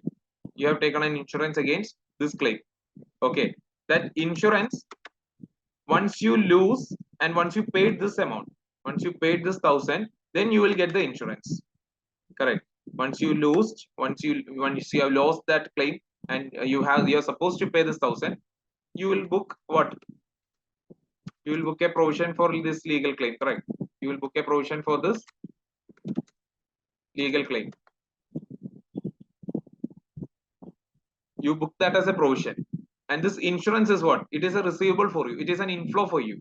That inflow, you shouldn't net off all these things. You treat this separately as a liability, as an outflow based on its likelihood. You treat this separately based on its likelihood. Even though this matter related to same thing, even though the inflow and outflow is related to the same thing, you treat this separately based on its likelihood. You treat this separately based on its likelihood. Okay. Yes. Yeah. Target is preparing its financial statement for the year ended 30th September. Target is facing a number of legal claims from its customers with regards to a faulty product sold. So he might have sold some faulty product, and there are a lot of customers with legal claims. The total amount being claimed is 3.5 million. Target's lawyers say that the customers have an 80% chance of being successful. Which value will take? 3.5 million, correct. 3.5 million, 3,500. 3,500. Please take care of your zeros. Okay, you have to make sure your zeros are correct. So 3.5 million means 3, 500 and 000. 3, 500 and 000. So now we'll only take 3,500. We'll only write 3,500 here. Please don't lose marks for such simple carelessness. Make sure your answers zeros are correct. Count of zeros are correct. Okay. So this will follow. 3,500 will be the answer. 3,500 will be the answer. What is 3.5 million? 3.5 million. We have to book 3.5 million. 3.5 million is 3,500 000. So in thousands means 3,500 we have to write. 3,500 we'll write. We have to book 3.5 million of provision, but we'll write 3,500. Okay. 1st October, Explorer commenced drilling for oil in an undersea oil field. The extraction of oil causes damage to the seabed, which has a restorative cost of $10,000 per million barrels. So 1 million barrel, you have to spend $10,000. Okay. Explorer extracted 250 million barrels. So 250 million barrels, 250 into 10,000 will be the restorative cost. 250 into 10,000 will be the restorative cost. Next is Explorer is also required to dismantle. So there is also a dismantling provision coming. Dismantle the drilling equipment at the end of its 5-year license. At the end of 5-year license, this has an estimated cost of 30 million on 30th September 2018. Explorer's cost of capital is 8% per annum, and $1 has a present value of 68 cents in 5 years time. So $1 after 5 years is 60 cents, 68 cents today. And there is a 30 million coming in 5 years. So the present value would be 30 million into 0.68. 0.68. But what is the total provision which Explorer would report in its statement of financial position as at 30th September 2014? 30th September 2014. So all the details which were given in the question was at 30th December or 1st October 2013, correct? So restoration provision, how much is the restoration provision? 250 into 10,000. Okay. And what is the dismantling provision? What is the dismantling provision? 30 million in 5 years. So what you have to do? 30 million into 0.68 into 1 year has already completed. 1 year is already completed. So into 108%. You have to add another 8% to the liability. Add another 8% to the liability. 1 year is already completed. 1 year is already completed. Okay. You're suggesting the wrong answers. 1 year is already completed means already an 8% finance cost is charged to the dismantling provision. Already an 8% finance cost is charged to the dismantling provision. Okay. So 108% we'll take. You can simply take as 108% at 100 plus 8%. 8% you have added to the provision. So dismantling provision will be 2203 200. So the answer will be option B, 24532. 24532. Restoration provision is simple, 250 into 10,000. Dismantling provision is 30 million into 0.68. But 1 year has already completed. So 1 year, what is the 1 year? 1 year finance cost you have to accrue. 1 year finance cost you have to charge to the liability. Increase the liability by 1 year's finance cost.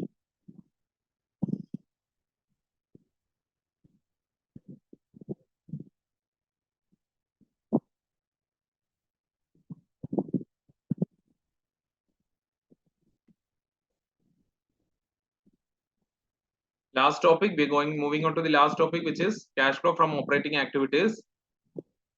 This is a basic of cash flow, basic format of cash flow.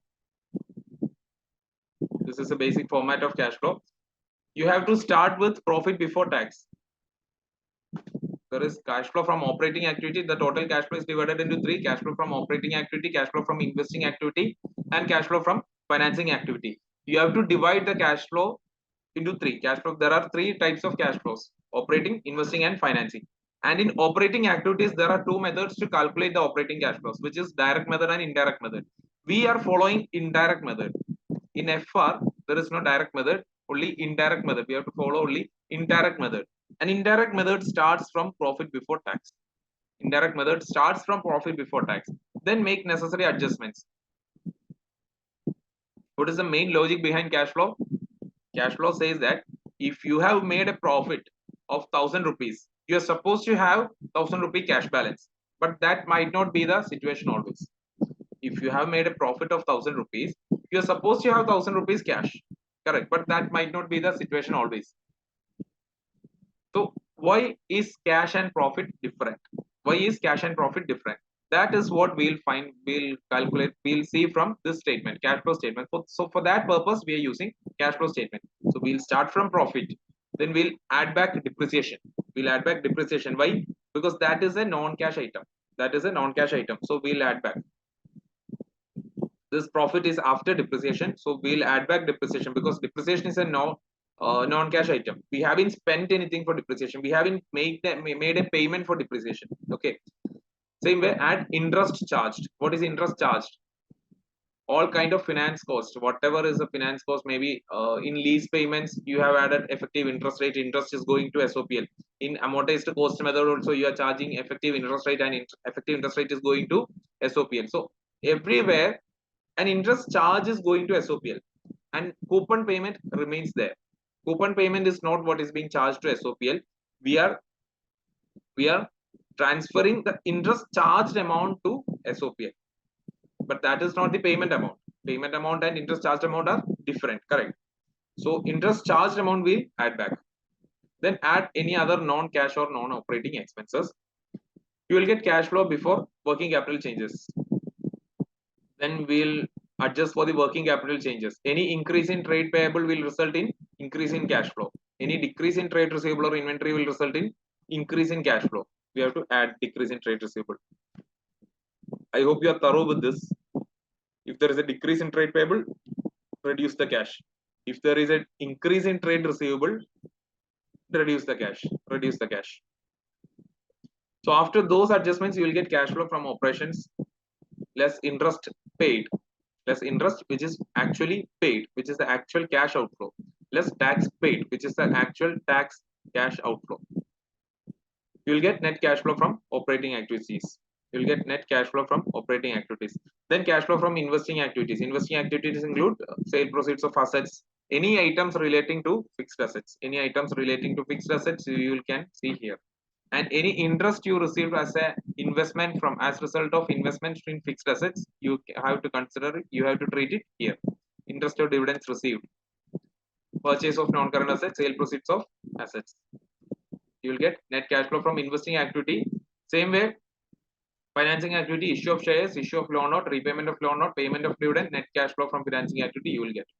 These are the types of financing activities: payment of dividend payment, shares, loan notes, repayment of loan notes, etc.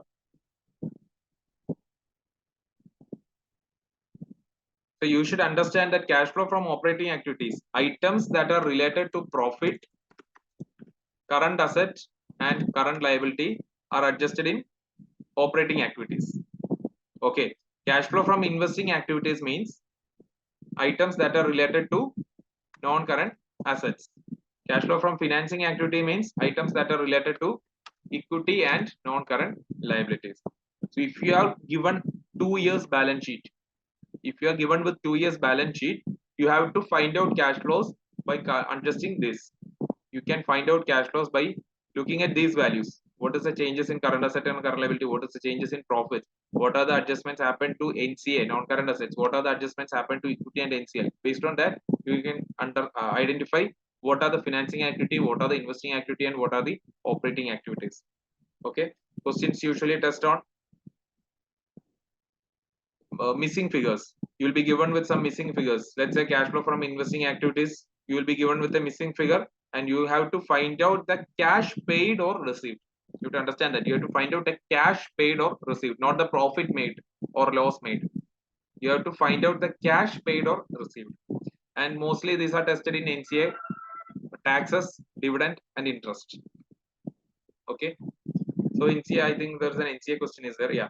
The following information is available. The following information is available for the property, plant, and equipment of RIDE as of 30th September. So the 2013 carrying amount was 14,400, and 2014 it became 23,400. Following items were recorded during the year ended 30th September 2014. Depreciation charge of 2.5 million. So you have been given with an opening balance and a closing balance. So from the opening balance, identify what changes has happened and see if you're getting the closing balance. If you are not getting closing balance, whatever difference is there, that difference is the missing figure. That difference will be the purchase. Here it is purchase. It can be sale also. That is either purchase or sale. So depreciation charges there 2.5 million. An item of plant with a carrying amount of 3 million was sold for 1.8 million. So an asset with a carrying amount of 3 million is derecognized. So from the asset account, 3 million is derecognized. Carrying amount is derecognized. A property was revalued upward by 2 million. So the carrying amount increased by 2 million. Carrying amount increased by 2 million. Environment provision of 4 million was capitalized during that. So additionally, 4 million asset was recognized. Additionally, 4 million asset was recognized. How will find the missing figure? You can just make a ledger for asset carrying amount, asset at carrying amount, charge depreciation, disposal of 3 million, right opening and closing, capitalization amount, revaluation amount. You will get the closing figure 8,500. That was the balancing figure. That will be the purchase figure. This is coming in the debit side. That balancing figure is coming in the debit side, meaning this has increased the asset. So it is a purchase. 8,500.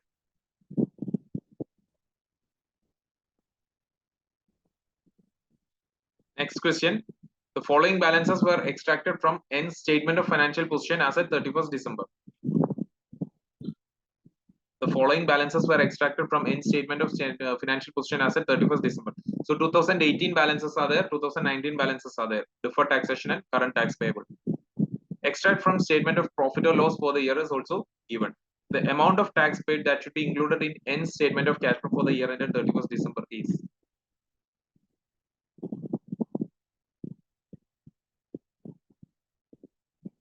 How you will get? You can simply make a provision for tax. Correct. You can simply make a provision for tax account, ledger account. Put the opening, full deferred tax plus current tax opening 133, 106 plus 27. You put closing. You put 157, 119 plus 38 equal to 157. Closing. You put SOPL. What is the charge to SOPL? Put that, and then whatever balancing figure you are getting, that is the payment amount. That is the tax paid. That is the tax paid. Tax paid should go to operating activity. Okay.